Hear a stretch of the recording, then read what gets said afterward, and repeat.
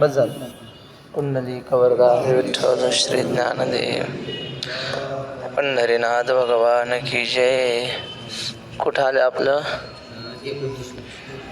44 झाले. 44 होय झाली ना. अपाने जिह्वति प्राणम प्राणे पानम तथा परे प्राणापान गती रुद्ध्वा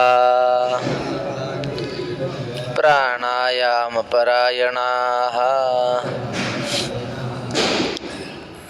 वेगवेगळ्या प्रकारचे यज्ञ कसे करतात ते माऊली आपल्याला सांगतायत. परमार्थिक साधक आणि काल त्या यज्ञातले अग्नी कशी पेटवतात ते सांगितलं. यज्ञामध्ये 2 प्रकारची अग्नी असते. एक असते मंत्राग्नी आणि दुसरे असते मंथनाग्नी. मंत्राग्नी म्हणजे काय? काही याज्ञिक असे तपस्वी असतात की कुठल्याही प्रकारचं म्हणजे अग्नी ग्रहण करणारं द्रव्य न वापरता नुसते मंत्र म्हणून अग्नी प्रज्वलित करतात. अजूनही काही असे महात्मे आहेत की ते मंत्र म्हटलं की अग्नी निर्माण करतात असे. आणि एक मंथन अग्नी. मंथन अग्नी म्हणजे लाकडाचं घर्षण करून जो अग्नी निर्माण होतो त्याचा प्रकार रूपक करून काल माऊलीने आपल्याला सांगितलं. तर अशा प्रकारे शेवटचे आता 1-2 यज्ञ राहिले ते माऊली या श्लोकाच्या अर्थाने सांगतात. श्लोकाचा अन्वय असा आहे. प्राणम 1, माफ करा, तथा परे 1 शून्य करा तथा परेला, म्हणजे 1च्या आधीचं तथा परे. तथा परे 1, प्राणम 2, अपाने 3, खाली प्राणायाम परायण हा 4 आणि प्राणापान गती रुद्ध्वा 5. अपरे म्हणजे आणखी दुसरे. प्राणम प्राणे आणखी दुसरे. अन्वय परत सांगतो. पहिल्या ओळीतला शब्द, शेवटचा शब्द तथा परे ना, त्या थावर 1 आकडा. प्राणम त्याच्यावर 2. पहिला शब्द अपाने त्याच्यावर 3. खालच्या ओळीतला प्राणायाम परायण हा 4 आणि खालच्या ओळीतला पहिला शब्द प्राणापान गती रुद्ध्वा 5. तथा अपरे. त्याचप्रमाणे दुसरे. अपरे म्हणजे दुसरे. काही लोक काय करतात? प्राणम प्राणे अपाने जुह्वति. प्राण अपानामध्ये आहुत करतात. म्हणजे काय? असा श्वास घेतो की नाही आपण, त्याला पूरक म्हणतात. श्वास घेण्याला पूरक प्राणायाम करतात असा. याला काय म्हणायचं? प्राण अपानामध्ये आहुत करणं. आणि दुसरे प्राणे अपानम. प्राणामध्ये अपान म्हणजे आपल्या शरीरातला वायू बाहेर सोडणं, त्याला रेचक म्हणतात. त्याला रेचक करतात. आणखी काही जे असतात प्राणायाम परायण, हा प्राणायाम करण्यामध्ये परायण असलेले, ते लाड गुरुजी सांगतात. ते म्हणले रामदेव बाबा आणि मी म्हणजे लाड गुरुजी. ते म्हणले अर्जुन महाराज लाड. ते म्हणले आम्ही सोबतच होतो म्हणले ऋषिकेशला.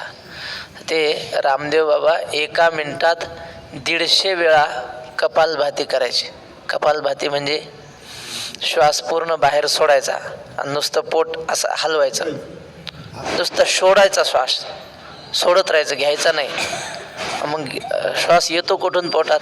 आपल्या शरीराला जे रोम असतात त्या रोमातून आपोआप श्वास आत येतो, नुसतं सोडत राहायचं. ते कपालभाती. तर 1 मिनिटाला 150 वेळा करायचे म्हणे रामदेव बाबा त्यावेळेस. याला काय म्हणायचं? प्राणायाम परायण.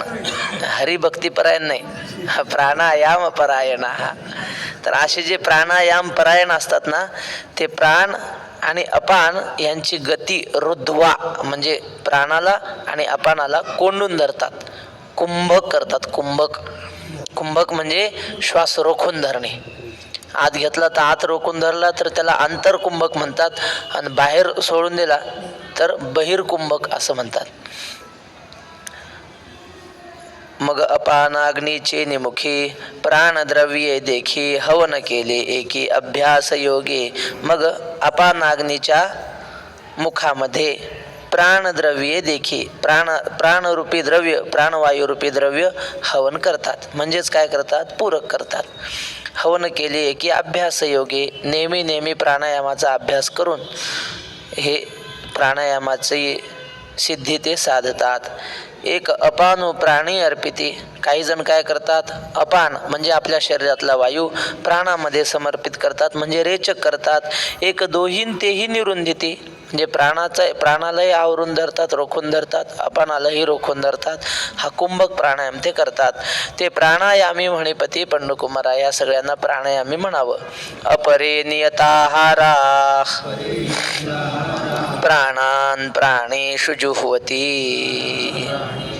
सर्वेप्येते यज्ञविदो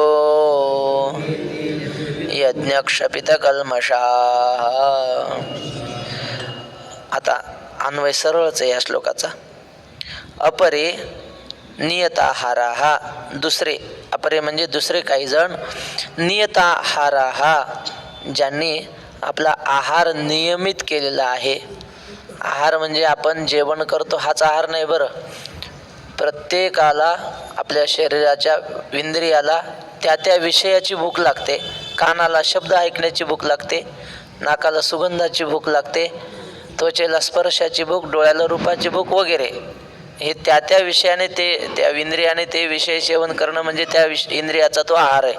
आणि ह्या महात्म्यांनी आपली इंद्रिय आवरलीत, त्यांचा आहार संतुलित केला. जर आहार संतुलित केला तर आपण काही करू शकतो. तुकाराम महाराज ते म्हणतात, आम्ही काही पाठ केली संतांची उत्तरे. म्हणजे 19-20 वर्षानंतर तुकाराम महाराज परमार्थाला लागले. म्हणजे तसा चालूच होता घराण्यामध्ये परंपरेने परमार्थ. मदियाना आदित्य महाराज इकडे आहे बसायला. तर घराण्यामध्ये परमार्थाची परंपरा तुकाराम महाराजांच्या चालूच होती. महाराज रोज पूजाही करायचे, पण संत वाङ्मयाचा शास्त्राचा फारसा अभ्यास नव्हता. पण जेव्हा दुष्काळ पडला, आई वडील वारले, पत्नी वारली, त्यानंतर वैराग्य निर्माण झालं आणि मग प्रपंचाकडे एक प्रकारे दुर्लक्षच केलं, जरा परमार्थाकडे जास्त लक्ष दिलं. आणि त्यावेळी तुकाराम महाराज म्हणतात, मी संत वाङ्मयाच्या अभ्यासाला लागलो. तुकाराम महाराजांनी नाद भागवत पारायण करायचं. 1000 नाद भागवताची पारायणं केली. ज्ञानेश्वरीची हजारो पारायणं केली. गीतेची पारायणं केली. तुकाराम महाराजांचा गीतेवर अभंग आहेत. या गाथ्यात नाहीत आपण जे वाचतो त्या, पण एक 8000 अभंगाची गाथा मिळते. त्यात गीतेच्या प्रत्येक श्लोकावर एक अभंग आहे. म्हणजे 700 श्लोकावर 700 अभंग आहेत. आणि श्री गुरु मुकुंद काका जाडदेवळेकर ते म्हटले, मी स्वतः वाचलेत म्हणले ते अभंग. माझी तरी अशी खात्री आहे म्हणले की एवढी प्रासादिक वाणी जगात तुकोबारायासारखी दुसरी कोणाची नाही. हे तुकाराम महाराजांनीच लिहिले, तुम्ही माना की न माना म्हणले. गीतेच्या प्रत्येक श्लोकावर एक अभंग आहे. जाऊ द्या, कशासाठी सांगत होतो. तुकाराम महाराजांनी या सगळ्या ग्रंथांचा अभ्यास केला. तुकाराम महाराज रात्र वाचत बसायचे. मग त्यांना झोप लागत नसेल का? झोप लागायची. पण महिपती महाराज म्हणले त्यांनी आपला आहार खूप संतुलित केला होता. थोडंच जेवायचे संध्याकाळी, त्यामुळं झोप कमी यायची. जेवढं जास्त जेवलं तेवढी झोप जास्त येते. आणि जे वैकुंठवासी व्यंकटस्वामी महाराज त्यांनी 18 महिन्यात तुकाराम महाराजांची संपूर्ण गाथा पाठ केली. 4000 अभंग. म्हणजे किती वर्ष? 1.5 वर्षात. 1.5च वर्ष ना, 18 महिने. डोंगरावर गेले आणि 18 महिन्यांनी गाथा पाठ करूनच खाली आले. कसा केला असेल? त्यांची गुफा आहे, त्या गुफेत अजून एक खिळा आहे असा ठोकलेला मोठाच्या मोठा. त्या खिळ्याला शेंडी बांधायची म्हणतात. डुकला आलं की शेंडीला झटका बसला पाहिजे. कमी झोप का? तर आहार संतुलित असला की झोप कमी होते. तेव्हा हे आहाराला संतुलित करणारे नियत आहार हा प्राणान प्राणेषु जुह्वति. प्राण, अपान, व्यान, उदान, समान हे जे शरीरामध्ये वायूचे प्रकार आहेत त्या प्राणांना प्राणामध्येच आहूत करतात. सर्वे पियेते यज्ञविदो यज्ञक्षपित कल्मषाः. हे सगळे यज्ञविदहा, हे यज्ञाचे प्रकार जाणणारे आहेत. सगळे यज्ञाची माहिती या सगळ्यांना. आणि हे यज्ञ करून क्षपित कल्मषाहा, कल्मष म्हणजे पाप, या सगळ्यांची पाप निवृत्त झालेली आहेत. प्राणायाम केला तरी पाप निवृत्त होतं. श्वासाची गती, आपण जर आपल्या श्वासावर ध्यान दिलं ना, माणसाचं आयुष्य हे श्वासावर दिलेलं आहे देवाने, वयावर नाही. देव आपल्याला आयुष्य श्वासावर देतो. मग जो जेवढे श्वास जास्त खर्च करणार तो लवकर मरणार. जो माणूस रागीट असतो ना तो जास्त जगत नाही, कारण राग आला की श्वासाची गती वाढते. तुम्ही बघा, सामान्य माणसाची गती आणि राग आलेल्या माणसाची श्वासाची गती वाढणार. जेवढे श्वास जास्त खर्च केले तेवढं लवकर माणूस मरणार. झोपेत श्वासाची गती वाढते, म्हणून ज्याला जास्त काळ जगायचंय त्याने ओव्हरटाईम झोप घ्यायची नाही. ओव्हरटाईम म्हणजे दुपारी, वक्ते बाबा दुपारी झोपू देत नव्हते महाराज. मला आठवत नाही, आम्ही समजा 1-1.5 वर्ष असेल बाबापाशी, दुपारी कधीच झोपू दिलं नाही. एकदा असं दुपारचं जेवण झालं, म्हणलं बाबा जरासं अंग टाकू का? बाबा म्हणले इकडे. काय म्हणला? म्हणलं अंग टाकू का? अरे लोक कचरा टाकतात, कागद टाकतात, अंग काय टाकायची वस्तू आहे का? म्हणले टाकू नको, वाचत बस. दुपारी झोपू देत नव्हते साधकाला. कोणीच झोपू नये. जो दुपारी झोपतो तो मंद बुद्धीचा होतो. दुपारी झोपणाऱ्या माणसाला शुगर होते. रात्री लवकर झोपावं, लवकर उठावं, पण जास्त झोपलं की आयुष्य कमी होतं, कारण श्वास झोपेमध्ये वाढलेला असतो माणसाचा. असो, तर हे श्वासावर नियंत्रण करणारे, नियत आहार करणारे आपलं सगळं पाप हे वेगवेगळ्या प्रकारचे यज्ञ करून नष्ट करतात. एक वज्रयोग क्रमे सर्वाहार संयमे प्राणी प्राणू संभ्रमे हवन करीती. एक वज्रयोग क्रमे म्हणजे हठ योगाने, सर्वाहार संयमे सगळ्या प्रकारचा इंद्रियांचा विषयाकडे होणारी धाव आवरतात, म्हणजे इंद्रियांना वाटेल ते सेवन करू देत नाहीत, संयमन करतात. प्राणी प्राणू संभ्रमे हवन करीती, अत्यंत प्रयत्नाने कुंडलिनीमध्ये, प्राणी या शब्दाचा अर्थ कुंडलिनीमध्ये आपल्या प्राणाचं हवन करतात. ऐसे मोक्ष काम सकळ समस्त हे यजनशीळ, जे हे यज्ञद्वारा मनोमळ क्षाळन केले. ज्ञानेश्वर महाराजांना योगातली फार माहिती, म्हणून आमचे श्री गुरु आत्माराम शास्त्री, कुटे शास्त्री आपले संस्थेतले गुरुवर्य, त्यांनी सांगितलं एकदा. ते म्हणले आम्ही ऋषिकेशला होतो म्हणले, आणि तिथे एक योगी आम्हाला भेटला, योग साधना करणारा. आणि त्याने विचारलं, आमची चौकशी केली कुठले काय, आम्ही सांगितलं महाराष्ट्रातले. त्याला लय आनंद झाला. म्हणले अरे म्हणले ते महाराष्ट्रामध्ये ज्ञानेश्वर महाराजांची ज्ञानेश्वरी. ते म्हणले हो महाराज, आम्ही त्याचाच अभ्यास करतो.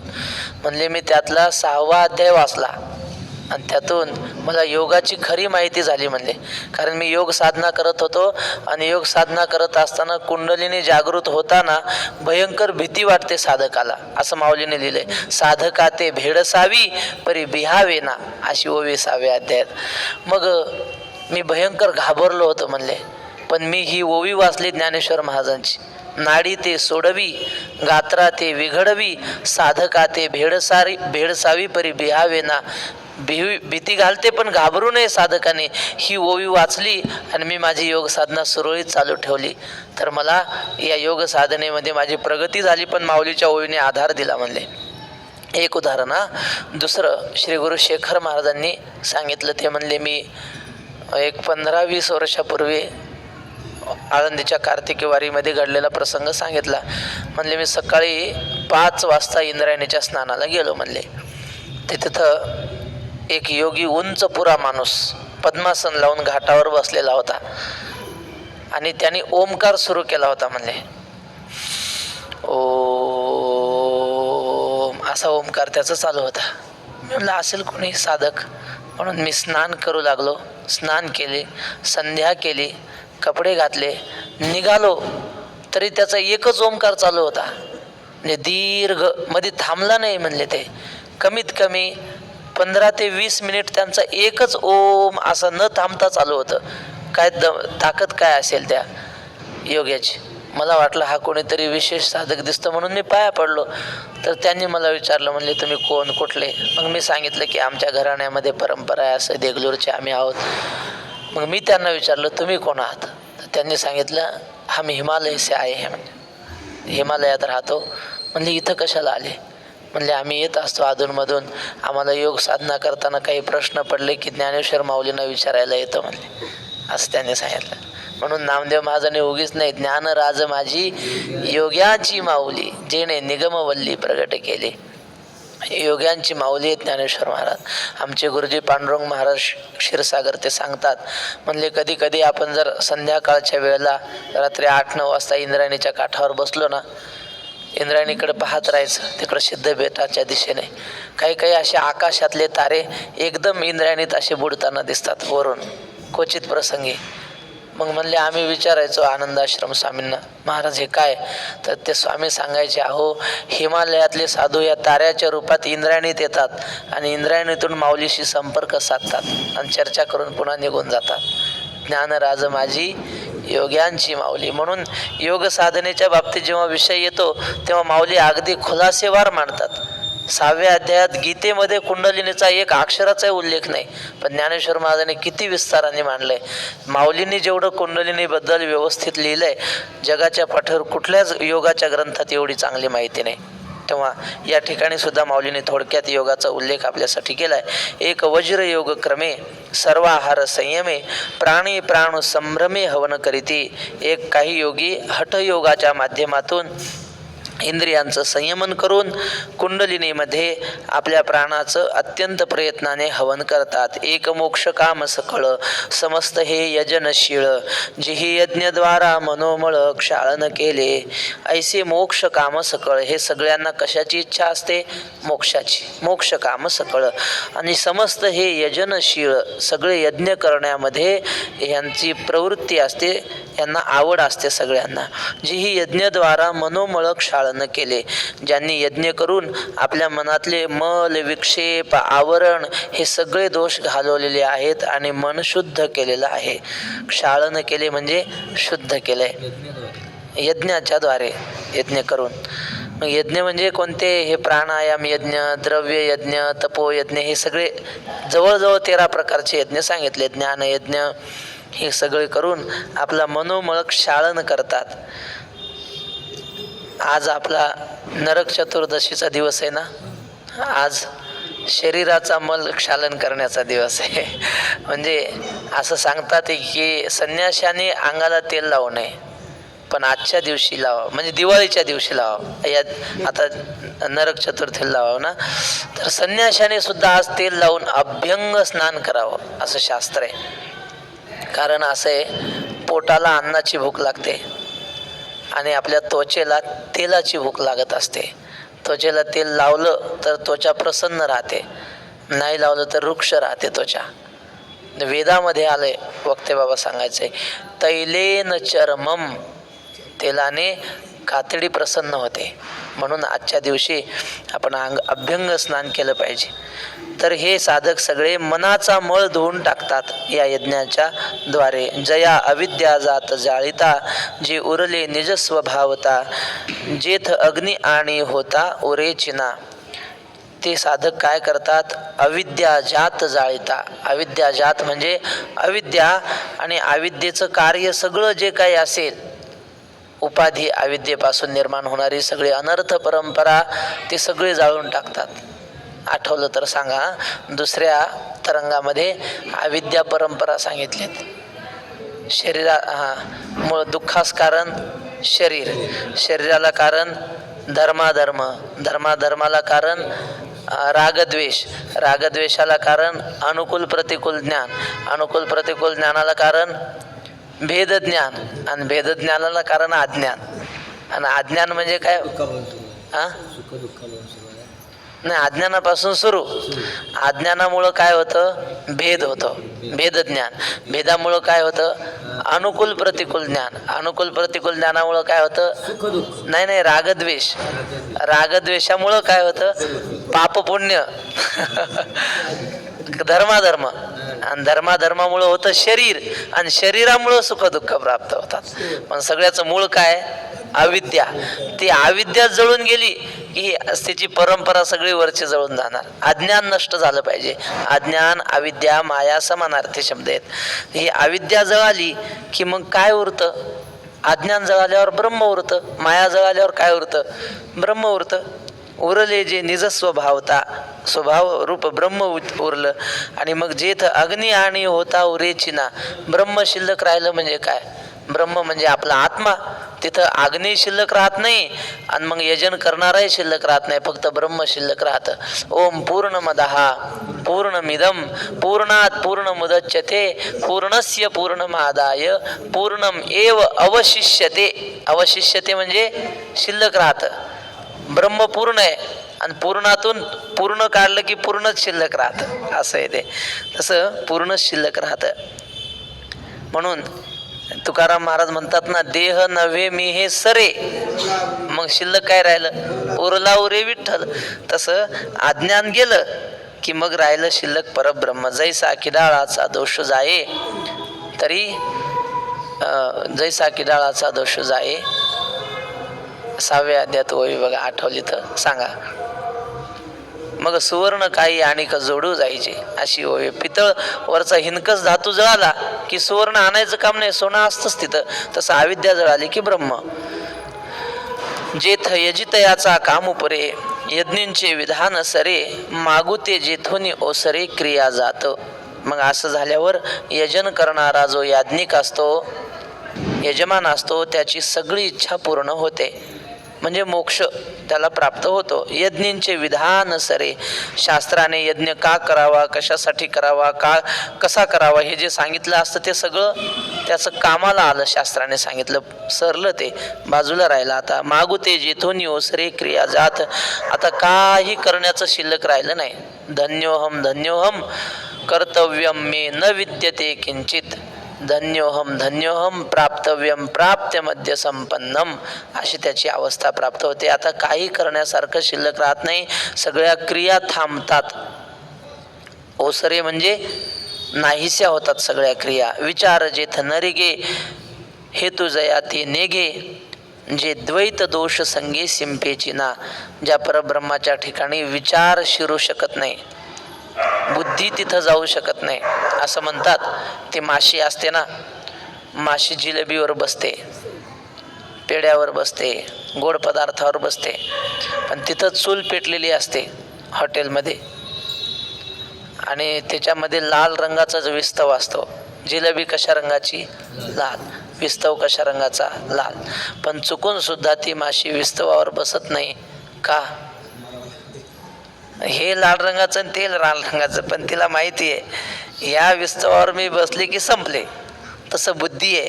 बुद्धी संसारातल्या पदार्थांचा विचार करते, खूप डोकं लावते, पण परमात्म्याकडे जात नाही, कारण तिला माहिती आहे ह्याचा विचार केला तर मी शिल्लक राहणार नाही. बुद्धी तद्रूप होते. मग लाली मेरे लाल की जित देखू त लाल, लाली देखन मै गई मै भई हो गई लाल. या कृष्णाचा असं आहे. म्हणले त्याच्याकडे पाहिलं की तद्रूपच होतो माणूस. तशी बुद्धी इतर पदार्थाकडे जाते, परमात्म्याकडे जाऊ शकत नाही. हेतू जया ते नेघे म्हणजे त्या कोणताही हेतू त्याला ग्रहण करू शकत नाही. हेतू म्हणजे काय? पर्वतो वन्यमान धूमत्वात, म्हणजे त्या पर्वतावर अग्नी असली पाहिजे का? तिकडून धूर निघताना दिसतो म्हणून. हे धूर निघताना दिसतो म्हणून अग्नी असला पाहिजे. हा धूर, हे धूमत्वात हा हेतू झाला. तसं परमात्म्याचा आपण अनुमान करू शकत नाही की असा असा असल्यामुळं परमात्मा असा असेल, असा हेतू अनुमान आपण काही करू शकत नाही परमात्म्याचं. जे द्वैत दोष संगे सिंपेची ना, परमात्मा स्वरूपाच्या ठिकाणी द्वैत नावाचा दोष नाही. द्वैत दोषाने तो परमात्मा लिप्त होत नाही. यज्ञशिष्टा कोणती? यजितयाचा कामपुरे सांगू. यजितयाचा कामपुरे, यज्ञ करणारा जो साधक होता त्याने काहीतरी इच्छा ठेवूनच यज्ञ केला होता ना. काहीतरी मन शुद्ध व्हावं म्हणून म्हणा, किंवा देव प्राप्त व्हावा अशी इच्छा ठेवून यज्ञ केला होता, तर त्याची ती इच्छा पूर्ण होते. यजितयाचा कामू पुरे, इच्छा पूर्ण होते. यज्ञींचे विधान सरे, यज्ञ करण्याबद्दल शास्त्राने विधान केलं होतं ना, असा यज्ञ करावा, अमुक पद्धतीनं अमुक मंत्र म्हणावेत, हे सगळं विधानं केली होती ना, म्हणजे विधी सांगितला होता ना, ते विधीचं आता काही काम राहिलं नाही, कारण यज्ञ पूर्ण झाला ना. काय ते माऊली म्हणतात ना,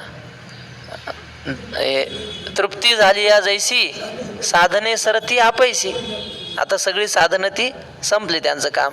मागुते जेथोनी ओसरे क्रिया जात. आता सगळ्या क्रिया माघारी परतल्या, आता त्यांचं काही काम राहिलं नाही. आता श्लोक समजली का? पण हो, यज्ञशिष्टामृतभुजो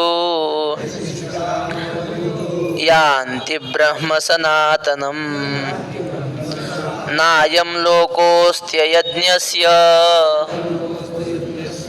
कुतोऽन्यः कुरु सत्तम. पहिला शब्दाला एक आकडा, यज्ञशिष्टामृतभुजो. त्या वरच्या चोळीतला शेवटचा शब्द सनातनम 2, त्याच्या आधी ब्रह्म 3, त्याच्या आधी यान्ति 4, खालच्या ओळीतला शेवटचा शब्द कुरुसत्तम 5, त्याच ओळीत मागे यज्ञस्य त्य की नाही, त्य, त्या त्यवर 6 टाकायचं, 6 आकडा. आणि नायम खालच्या ओळीतला शेवटचा शब्द 7. यज्ञशिष्टामृतभुजः, यज्ञ करून शिल्लक राहिलेलं जे काही असतं, अवशिष्ट ज्ञानामृत म्हणा. यज्ञ केल्यानंतर काय शिल्लक राहिलं? ज्ञान शिल्लक राहिलं, ब्रह्म शिल्लक राहिलं. पूर्णात पूर्ण मोदच्यते म्हणलं ना, अवशिष्यते, पूर्णच ब्रह्म शिल्लक राहिलं. तुकाराम महाराज म्हणतात, आम्ही शेवटी शिल्लक राहिलेलं खाणारी माणसं आहेत. तुका म्हणे शेष घेईन आवडी, सेवीन नाही घेईन म्हणायचं. तुका म्हणे शेष घेईन आवडी, वचन न मोडी बोलिले. ते शेष म्हणजे शिल्लक राहिलेलं ब्रह्म. तर ते यज्ञ करून शिल्लक राहिलेलं जे ज्ञानरूपी अमृत आहे, सनातनम ब्रह्म यांती, ते अमृताचं सेवन करणारे अनादि परब्रह्माला प्राप्त होतात. यांती म्हणजे प्राप्त होतात, जातात. कुरुसत्तम म्हणजे हे कुरुवंशात जन्म घेतलेल्या अर्जुना, अयज्ञस्य कुतो अयज्ञस्य कुतो अन्यः, अयज्ञस्य न अयम लोकः कुतो अन्यः. म्हणजे हे अर्जुना, जे यज्ञ करत नाहीत अशा प्रकारचे, त्यांना हा लोक तर प्राप्त होत नाही. म्हणजे या मृत्यूलोकातलं सुख मिळत नाही, तर परलोकातलं काय मिळेल? असं आता माऊलींचं ओवी. ऐसे अनादि सिद्ध चोखट, जे ज्ञान यज्ञावशिष्ट, ते सेविती ब्रह्मनिष्ठ ब्रह्माह मंत्रे. अशा प्रकारे अनादि शुद्ध असलेलं जे ज्ञान यज्ञावशिष्ट, जे ज्ञान यज्ञ करून शिल्लक राहिलेलं जे ब्रह्म आहे, ते सेविती ब्रह्मनिष्ठ ब्रह्माह मंत्रे.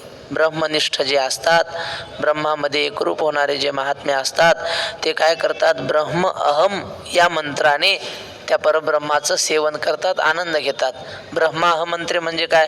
अहम ब्रह्मास्मी, अहम ब्रह्मास्मी, अहम ब्रह्मास्मी.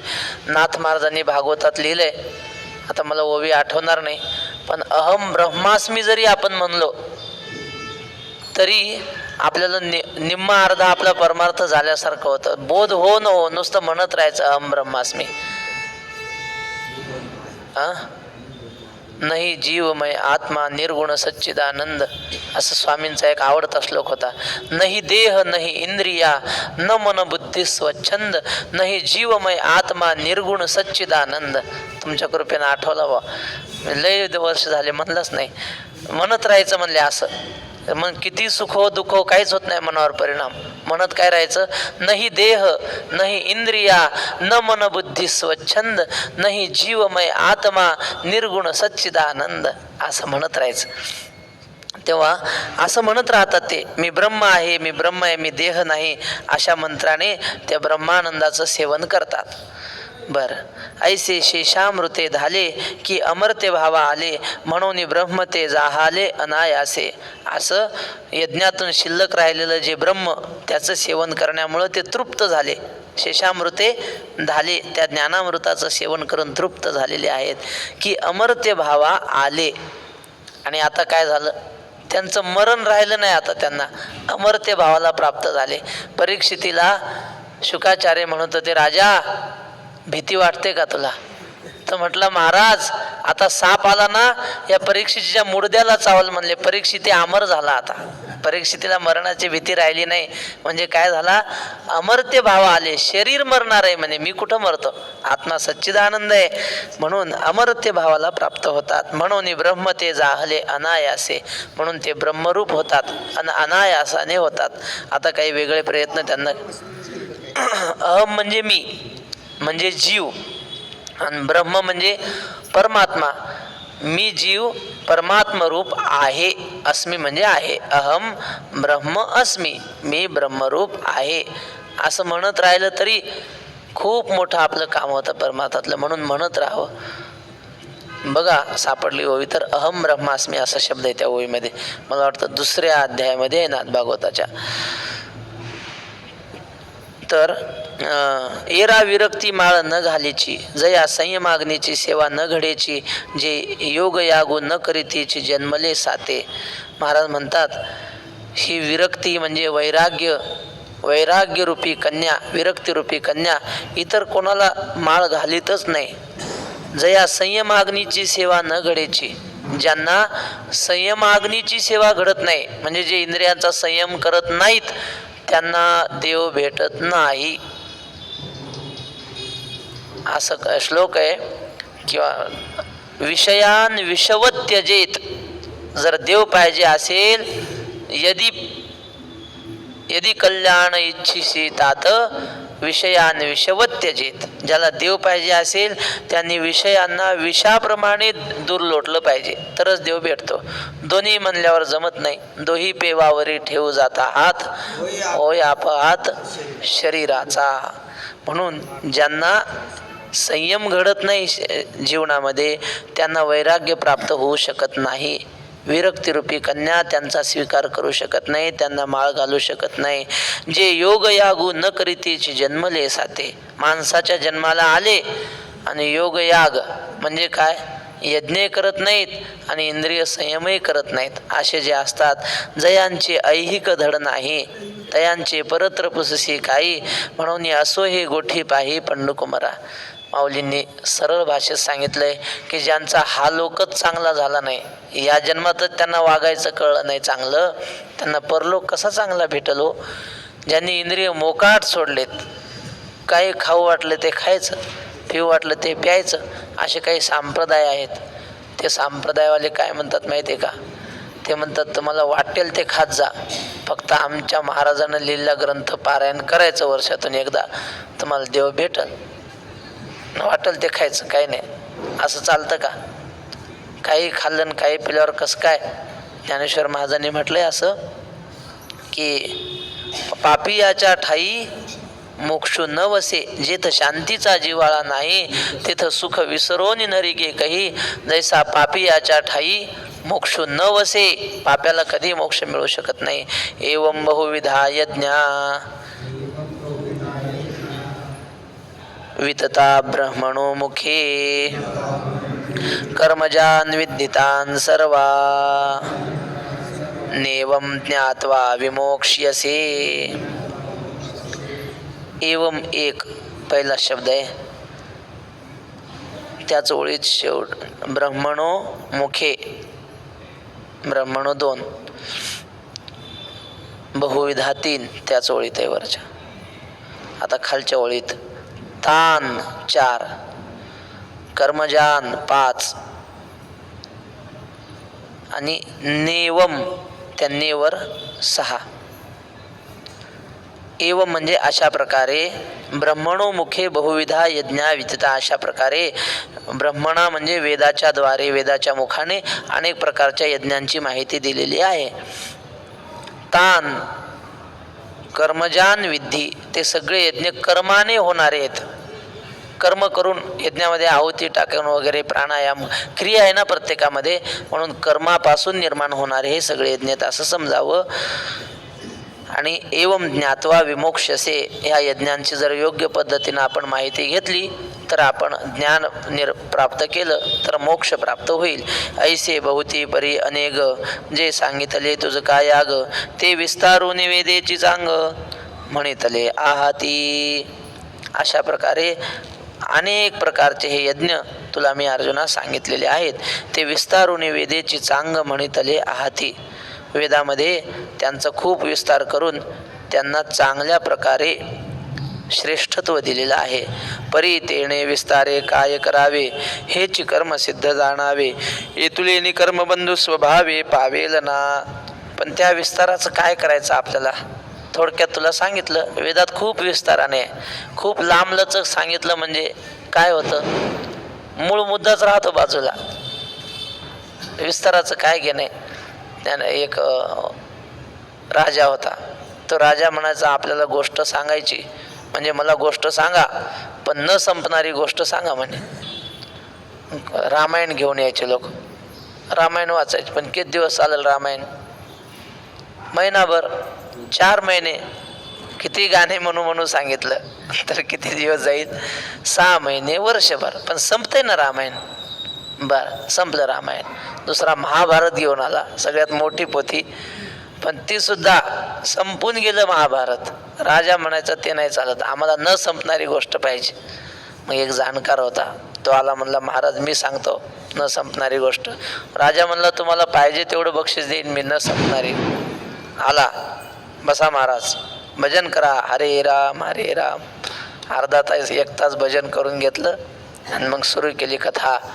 म्हणले एका शेतकऱ्याला 100 एकर जमीन होती. सगळ्या शेतामध्ये त्यांनी ज्वारी पेरली, सुंदर पीक आलं, मळणी झाली, खळं झालं सगळं. आणि मग धान्य गोदामात साठवलं म्हणले त्यांनी आणून. हे मोठा ढीग झाला आपल्या मठा एवढा या धान्याचा. आणि मग त्या कोठारामध्ये एक चिमणी आली, तिने एक ज्वारीचा दाणा घेतला, भुर्रकून उडून गेली. राजा म्हणला वा वा. पुन्हा ती चिमणी आली, पुन्हा एक दाणा घेतला, पुन्हा भुरकून उडून गेली. पुन्हा आली, पुन्हा एक दाणा घेतला, पुन्हा उडून गेली. राजा म्हटलं किती वेळा? ते म्हणले आता हे धान्याचं कोठार संपेपर्यंत हेच संपेल काही गोष्ट. ही गोष्ट संपणार नाही, विस्तार खूप होईल पण फायदा काय त्याचा? तसं ज्ञानेश्वर महाराज म्हणतात तेने विस्तारे काय करावे. नुसतं लांबलचक सांगून काय फायद्याचं तेवढं सांगितलं पाहिजे तात्पर्य. तसं तात्पर्यापुरतं तुला मी सांगितलं अर्जुना. तिने विस्तारे काय करावे, हेची कर्म सिद्ध जाणावे. आपल्याला जे क्रियेनं सिद्ध होणार आहे ते यज्ञ तुला मी सांगितले. येतुलेनी कर्मबंधू स्वभावे पावेल ना. फळाची आशा न ठेवता जर हे यज्ञ केले तर कर्माचं बंधन राहणार नाही. श्रेयान द्रव्यमयाद यज्ञाज ज्ञान यज्ञ परंतप सर्वं कर्माखिलं पार्थ ज्ञाने परिसमाप्यते. वरच्या ओळीतला शेवटचा शब्द परंतप 1. त्याच ओळीमध्ये द्रव्य शब्द आहे तो 2. पुन्हा पहिला अक्षर श्रेय, श्रेय त्याच्यावर 3. खालच्या ओळीतला पार्थ शब्द 4 आणि खालच्या ओळीतला पहिला शब्द सर्वम 5. हे परंतप म्हणजे अर्जुना परांतापयती ते परंतपहा अंतत्संबुद्धो हे परंतप असं शास्त्री बाबा म्हणतात. परांतापयती शत्रूला ताप देणार आहे अर्जुन म्हणून त्याला परंतप म्हणलं. अंतत्संबुद्धो म्हणजे अर्जुनाला संबोधन करण्यासाठी हे परंतप म्हणजे अरे अर्जुना द्रव्यमयाद यज्ञा ज्ञान यज्ञ श्रेय. हे द्रव्यमय यज्ञ जरा सांगितलं ना, काल दान धर्म वगैरे सांगितलं होतं ना द्रव्य यज्ञ, त्यापेक्षा ज्ञान यज्ञ श्रेष्ठ आहे असं म्हणतात. कारण पार्थ ज्ञान सर्वं कर्माखिलं पार्थ ज्ञाने परिसमाप्यते. हे अर्जुना सगळे यज्ञ ज्ञान यज्ञातच परिसमाप्त होतात. काही करा तुम्ही, दान धर्म करा, सेवा करा कुणाची, शेवटी काय ध्येय काय असतं माणसाचं? ज्ञान प्राप्त होणं, ब्रह्म प्राप्त होणं हे ध्येय. म्हणून असा एक श्लोक आहे बघा, मी तुम्हाला मागे सांगितला होता पण त्याचा विरुद्ध अर्थ सांगितला होता, आता खरा अर्थ सांगतो. अन्नदानम परम दानम विद्यादानमतः परम अन्येन क्षणिका तृप्ती यावत जीवम च विद्यया. अन्नदान श्रेष्ठ दान आहे, वादच नाही. भुकेलेलं अन्नदान केलं त्याचा आत्मा संतुष्ट होतो. हे न म्हणावे साधारण अन्न ब्रह्मरूप जाण, जे जीवन हेतू कारण विश्वाय जी यज्ञ सिद्धी जाये, परेशा तोषू होये ते हे सामान्य अन्न न होय म्हणून या. पण अन्नदानापेक्षा सुद्धा ज्ञानदान श्रेष्ठ आहे. विद्यादानम अतः परम. अन्नेन क्षणिका तृप्ती. अन्नाने भूक जाते पण किती वेळ? सकाळी एखाद्याला पोटभर तुम्ही जेव घातलं, संध्याकाळी पुन्हा त्याला भूक लागते. दुपारीच लागते का? बरोबर बरोबर सांगितलं त्यांनी. भूक लागते ना पुन्हा. म्हणजे अन्नाने तृप्ती झाली पण क्षणिका तृप्ती, थोड्या काळापुरती. पण याव जीवमच्या विद्यया, विद्येने पूर्ण जन्मभर माणूस तृप्त राहू शकतो. थोडंसं ज्ञान मिळवलं आपण तर जन्मभर ते ज्ञान आपल्याला पुरतं. म्हणून विद्यादान हे श्रेष्ठ दान आहे. या श्लोकावरच्या ओव्या आपण उद्या पाहू. विद्याधनम सर्वधनम प्रधानम न चोरहार्यम न च राजहार्यम न भ्रातृभाज्यम न च भारकारी व्यये कृते वर्धते एव नित्यम विद्याधनम सर्वधनम प्रधानम. हे शाळेत होता आम्हाला म्हणून आहे पाठ. पुंडलिक वरदा हरी विठ्ठल श्री ज्ञानदेव तुकाराम. आता विश्वात्मके. ओ थांबा थांबा थांबा, मोबाईल ठेवा इथंच. आज नरक चतुर्दशी आहे ना, आज नरक चतुर्दशी. मग थोडीशी 5 मिनिटात कथा सांगतो. मग उद्या सांगून उपयोग नाही त्या कथेचा. मग नरक चतुर्दशीची कथा मला माहीत नव्हती पण मी बाबांची ऐकली मोबाईलवर. बाबा म्हणले कोणी सांगत नाही, आज सांगावं लागतंय ना. ते हिरण्याक्ष हिरण्यकश्यप दोघं भाऊ. हिरण्याक्ष होता त्याला हा हिरण्यकश्यपू मोठा भाऊ समजायचा, पण गादीवर बसला हिरण्यकश्यपू. आणि हा हिरण्याक्ष त्याचा मोठा भाऊ. त्याने काय केलं, ताकद लय त्याला अंगात. त्याला वाटायचं कोणासोबत तरी युद्ध करावं. मग आपल्यासोबत युद्ध करणारा आपल्या ताकदीचा पाहिजे. उगं कमी ताकदीसोबत युद्ध खेळलं तर जिंकला माणूस तरी लोक म्हणतात ते काय हो, ते काय पहिलं नाही का त्यासोबत कुस्ती खेळला म्हणजे. मोठ्यासोबत जिंकायचं. गेला देवांशी युद्ध करायचं स्वर्गातल्या. तो आल्याबरोबर इंद्र विंद्र सगळे हे पळून गेले, नको म्हणले. नंगेसे खुदा डरे म्हणतात ना, कुठे याच्या नादी लागावं म्हणले. हे सगळे देव पळून गेले. कोणी तिथं गेला की देव पळूनच जायचे, त्याच्या कोणी नादात लागत नव्हतं. कारण लय ताकद होती हो याची हिरण्याक्षाची. मग गेला, गदा घेतली आणि समुद्रावर आपटत बसला पाण्यावर. ताकद जिरवायची ना अंगात आलेली मस्ती. समुद्रावर त्या पाण्यावर आपटत बसला. मग ते समुद्रात मासे, मोठे मोठे लहान मासे ते मरू लागले त्याच्या त्या गद्याच्या प्रहाराने.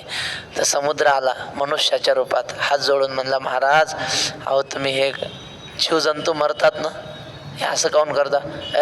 मग तू माझ्याशी युद्ध कर म्हणे. समुद्र म्हणला आता ह्याच्याशी युद्ध काय सोपं नाही. म्हणले महाराज माझ्याशी नाही, आमच्या मालकाशी. आमचा मालक आहे म्हणले वरुण देव, त्यांच्याकडे जा, ताकदवान आहेत ते. कुठे पत्ता बित्ता घेतला, लिहून केला वरुण देवाकडे. वरुण देवाने पाहिलं. वरुण देव म्हणला आपला सेवक समुद्र आहे पण महामूर्ख आहे म्हणे आपला सेवक. हे विघ्न आपल्याकडे कशाला पाठवायचं, तिकडंच काहीतरी सांगून वाट लावायचं की नाही. पण वरुण हुशार. तर म्हटलं काय म्हणतो हिरण्याक्षा? म्हणला मला तुझ्याशी युद्ध करायचंय. तर वरुण देव म्हणला युद्ध करायचंय? अहो युद्ध करण्यात तर आपल्यासारखा कोणी नाही, पण आता काय करता म्हणे आमचं वय झालं, आता बुड्ढे झालो आम्ही. तुमच्यासारखे होतो तेव्हा लय उड्या मारल्या, लय कुस्त्या खेळल्या, कधी पडलो नाही. पण आता आम्ही बुड्ढा झालो, आता कसं काय युद्ध करेन तुमच्यासोबत? तरण्या माणसासोबत युद्ध करा. मग तरुण कोण आहे? तो विष्णू आहे म्हणे, तरुण महाविष्णू. पण तो विष्णू असा आहे त्याला सहजासहजी रागच येत नाही. त्या भृगु ऋषीनं लात मारली, राग आला का? राग नाही आला.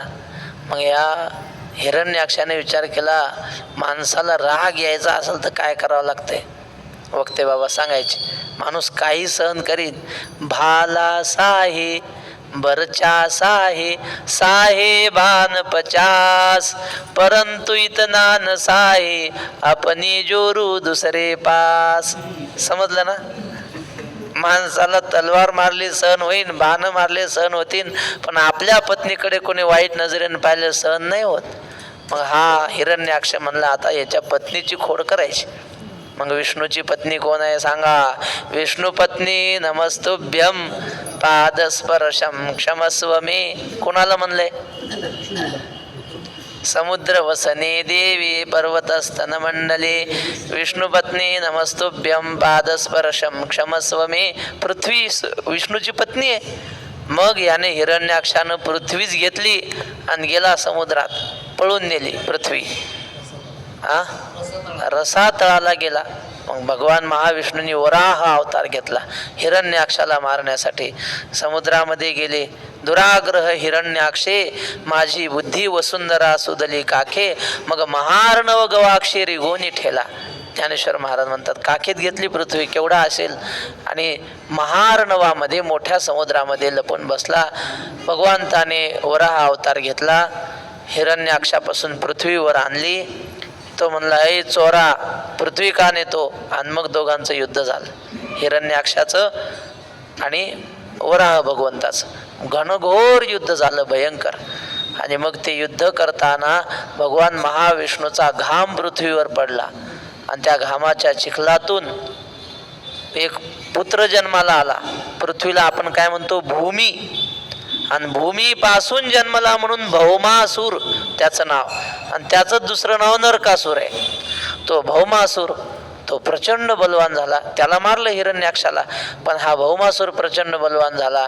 याने देवादिकांना त्रास द्यायला सुरुवात केली. जगामधल्या हजारो राजांच्या सुंदर कन्या यांनी एकत्र आणल्या. किती? 16,000. 16,000 100 एवढ्या कन्या यांनी सगळ्या एकत्र तुरुंगात डांबून ठेवल्या. त्यांना काही तो त्रास देत नव्हता, पण कोंडून ठेवणं याच्यासारखा त्रास काय दुसरा. मग भगवान परमात्म्याने कृष्ण रूपामध्ये असताना त्या भौमासुराशी युद्ध केलं, त्याला मारलं, त्या 16,100 कन्यांची सुटका केली. तो आजचा दिवस. आणि मग त्या कन्या म्हटल्या देवा आता आमचा कोण स्वीकार करेल? भगवान श्रीकृष्णाने त्यांचा स्वीकार केला. आणि पहिल्या 8 धर्मपत्न्या होत्या भगवान श्रीकृष्णाच्या, मुख्य पट्टराण्या. आणि ह्या 16,100 किती झाल्या? मग 16,108. म्हणले 16,108च का केल्या? 9वी का केली नाही? भेटली नाही म्हणून केली नाही म्हणजे, नाही तर ती केली असते. तसं काय ना, असं सांगायचे जुने महात्मे वक्ते बाबा. तर 16,108 पत्न्या देवाला झाल्या. त्या भौमासुराला आज मारलं. तो आज नरक चतुर्दशीचा दिवस आहे. आपण हे दिवाळीच्या उत्सवामध्ये येतो. आपण भाग्यवान आहेत की दिवाळी आपल्याला पंढरपुरात साजरी करता येते. भगवान पांडुरंगाच्या नगरीमध्ये विठोबाचे राज्य आम्हा नित्य दिवाळी. विष्णुदास नामा जीवे भावे ओवाळी. राहिल्याविषयी उद्या पुंडलिक मके देवे.